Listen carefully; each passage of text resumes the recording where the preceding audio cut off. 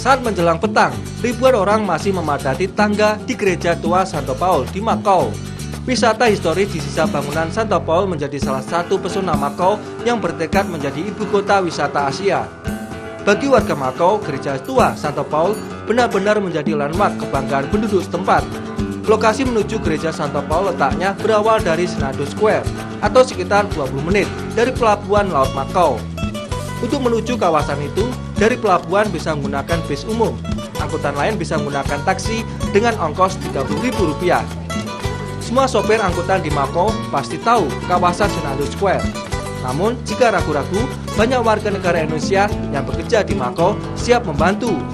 Hanya butuh waktu 20 menit untuk menuju kawasan itu.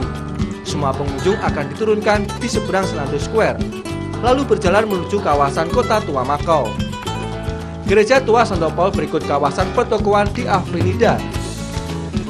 Di Avenida Almeida Ribeiro ini berada di wilayah Semenanjung Makau. Secara geografis daerah ini tersambung dengan wilayah Provinsi Guangdong, Cina dengan daratan sempit seluas hanya 200 meter persegi. Berbagai sudut di Gereja Tua Santo Paul selalu menjadi objek wisata menarik bagi siapapun yang mengabadikannya momen melalui kamera.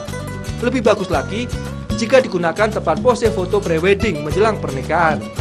Gereja Tua Santo Paul menampilkan sosok dinding utama yang tinggi besar dan kokoh.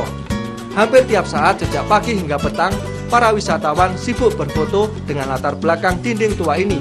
Tangga dan dinding utama itu masih asli sejak pertama kali dibangun pada periode 1582 hingga 1602. Ketika itu katedral ini menjadi salah satu gereja Katolik terbesar di Asia.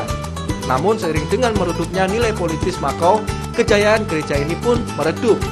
Apalagi semenjak rusak karena kebakaran hebat yang terjadi di tengah badai topan pada tahun 1835, serta dijadikan Hong Kong sebagai pelabuhan utama bagi distrik Pearl River Delta. Kerumunan massa ibarat tinggal berpindah. Setelah leluasa melihat berbagai ornamen dan artefak di gedung tua, mereka menuruni tangga kemudian melintasi deretan toko di kanan kiri jalan. Beraneka ragam barang dijajakan mulai dari makanan, pakaian, hingga souvenir Makau. Sampai tak terasa, waktu berbuka puasa tiba, sambil memilih beberapa restoran di sekitar Senado Square untuk disinggahi. Dari Makau, Cina, Pulung Haji melaporkan.